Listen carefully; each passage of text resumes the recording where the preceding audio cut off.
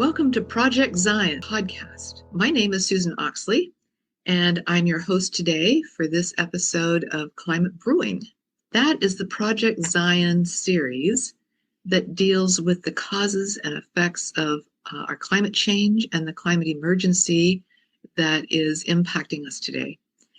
So I'm recording this podcast in Seattle, Washington, where I live, but I'm Zooming with my good friend Andrew Fellows, who goes to the Clay Cross congregation near his home in Derby, England.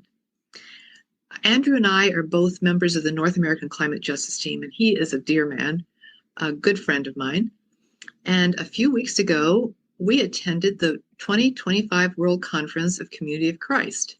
We got to see each other in person, which was a treat, instead of just on Zoom, and enjoyed together that very historic conference in our church history, where we ordained our very first woman prophet president, Stacey Cram.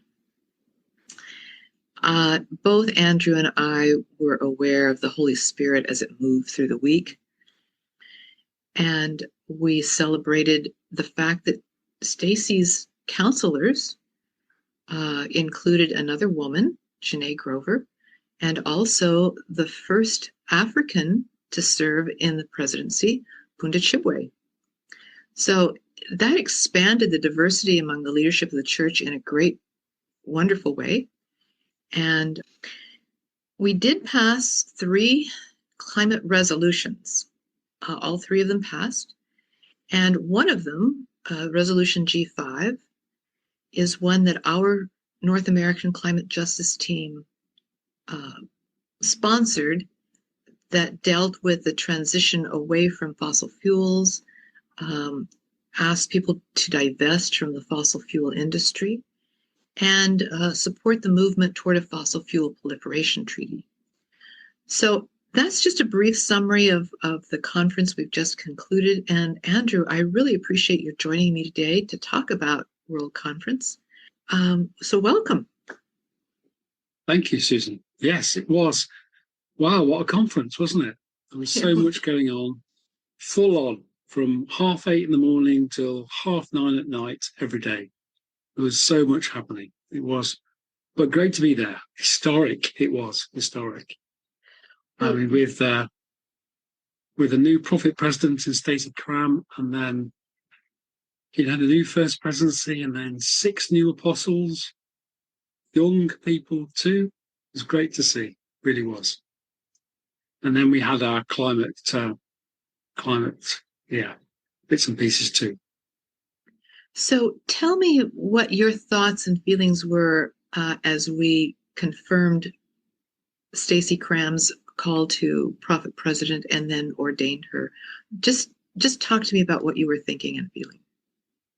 Well, I think overall for the week, we knew what the theme was going to be. Hope is here. And I wasn't feeling that hopeful about the world when I went to conference, to be honest. I can see all the pitfalls of climate and peace going wrong around the world.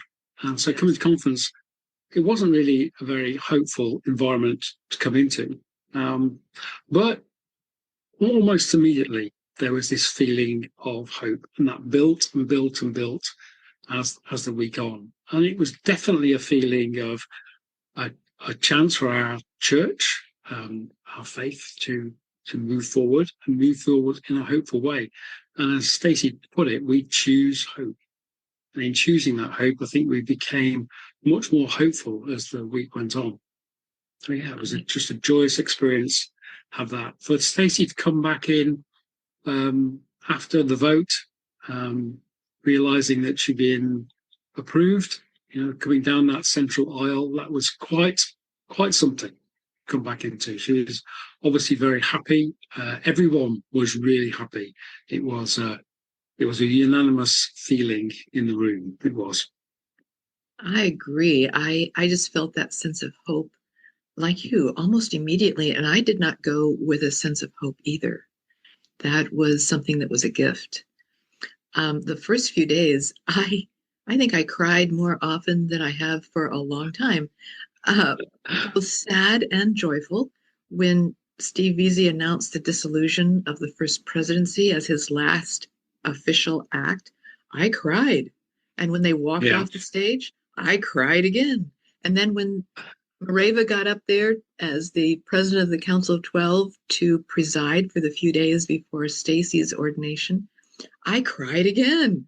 And she announced her counselors, and I saw that there Yeah. was Bunda and Richard James from your United Kingdom as her counselors. It was the first time in our history, even though it was only for a few days, that we had no North American members among the first presidency taking charge of the church. And I cried. That's right. It was wonderful. It was wonderful. It was. Very emotional. It was really, really nice. Yeah. And it showed what a variety of leaders we have for the future too. You know, I feel very secure now in our leadership. I think we got the right team in place. And I think we could see some dynamic things happening in the next few years. It's good to see. I think so. Yes, I feel the same way. I thought Janae did a great job of presiding on her first day. She'd never done that before. She had a few challenges. Yeah, well, like an evacuation, you mean? Yeah.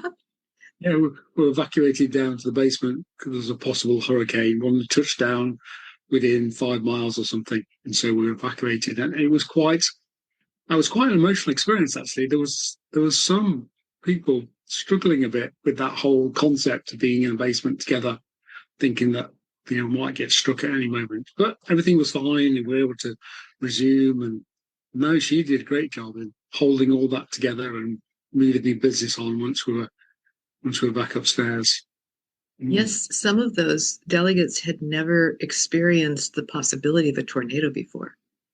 And just the very thought of having a tornado approaching, and they'd seen photos of devastation. So there were people who were in tears and who were very frightened. Yeah. But That's right. do you remember what it felt like to be down there? Yeah. In general, it was not a fearful experience. No, it wasn't a fearful experience. People were singing, and that's right. It was quite relaxed. And it was funny because on a slightly non-humorous side, but on walking back up, I said, "Is now a good time to talk about the climate?" Yes. To my people. Yeah, that's right. We got this very early warning. So yeah, storms are happening even earlier every year. Yes, it is a bit of a wake-up call for us. I wonder how much that helped pass all of those climate resolutions. I wonder if it had any impact at all. I don't know. Don't know. Yeah. But it definitely was. The conference was in a mood for passing resolutions, wasn't it? It was. It was. And it was interesting the way that the statement on non-violence found its place quite quickly, really. I mean, it's been delayed for years and years now, and we were getting a bit fed up of it being pushed back. But no, it went on, and sure enough, was voted on and unanimous. It was great to see that statement for non-violence. And it's been really interesting to see what the church does with that. It might be they might use it as a statement for the temple possibility. It can be used for all sorts of things. But yeah, it's good to have that down in writing, and it really establishes us as a peace church. I think that's a really good starting point. And then came the climate resolutions. So yeah, I was a bit unsure how they'd go. I mean, months ago when we talked about it, we were unsure whether it would pass, unsure whether it would even, get included. But no, it came to the forefront. Yes, okay, it was amended to be not quite as hard-hitting as it could have been, but it got through. That was just really good to see. I know that having stood to speak, which was an ordeal for me, knowing that I needed to, and to recognise that we passed the climate emergency 1325 3 years before. It was very important for me to be there and to speak to that resolution. And so I cried as well. I cried too. I'm not the only one. When it was over. Yeah, there was a few of us in my row in the Brits that were all hugging me, and that was good that made it through. Was that the first time you had spoken on the World Conference floor? When I spoke to 1325, it was, yes. And then first you spoke to this one. Yeah, got a bit of practice this time. Okay, so it's good. Right. Yeah, no, it was good. It was good to speak out. I think it's important, and I think people also saw that this was a continuation of 1325. It had to go much further. I really hoped that one day that we would have more concrete stuff going in, resolutions, things addressing the real causes, the things that we couldn't really do with 1325. We just had to get it out there and get it voted on and get it passed in order for it to open the door for other resolutions. And that's exactly what happened. So to have three was quite amazing, and for them all to go through. Yeah. And I think it's because of the developing countries having such an influence. For them, it was a no-brainer. It had to go through. It was really important to them to see a reduction in fossil fuels. That's the only way that their weather systems will improve, or at least won't get any worse in future years. Yeah, members in our developing nations are the ones that are experiencing many of the major consequences of climate crises around the world. Yeah. They are the ones who are taking the brunt of the hurricanes and storms and floods and droughts that we only experience in small areas in our developing nations. Yeah, even this June in the UK, we're now into our second heat wave of the month. We've never had one before in June, so highest temperatures ever. But of course, for people in the UK, it's like, oh, isn't the weather nice again? How nice that it's such a nice June. And of course, even though it's a record-breaking June, it isn't affecting people in the way that the weather systems are affecting people around the world. It's not unbearable to have 28 to 30 degrees centigrade. It makes it difficult when it gets up to 40, like it did a few years ago in the UK. But for 30 degrees, people are just saying, isn't the weather nice? But of course, 30 for us means 45 plus in India. And one of our delegates was mentioning the heat and the drought that he was experiencing in Zambia, and was saying, he just made the simple statement, and it doesn't cool off at night, and so we suffer a lot. Yeah. And that's such a simple statement. People don't think about the fact that the reason we can cope with heat waves is because usually it cools down enough in the night that our bodies can cool off and readjust and get ready for the next day of heat. If that doesn't happen, it just keeps on oppressing the body more and more, and the body doesn't recover. It can be deadly.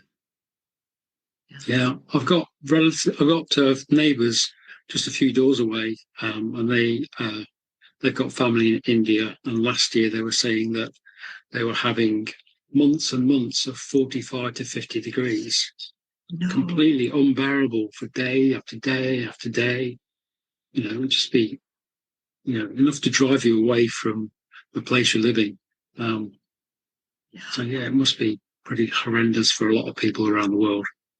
How were their family members coping with that? Did they tell you? How did they deal with it? They weren't coping very well, apparently. They were in a city, and it was just difficult. No air conditioning, of course. No. So life would have been very difficult. It meant that so the economy and everything would have been affected. People not getting to work or not being able to work for as long, or So it would have been very difficult. It would have been terrible. That's why we need urgent action. It's good that the church has taken some good steps this time in, bringing this to the fore again, and so we can start making changes. And I think, now that the church has made this stance so clearly, now we can start talking to congregations and individuals about changing the way that they do stuff too, and see if we can't get a knock-on effect happening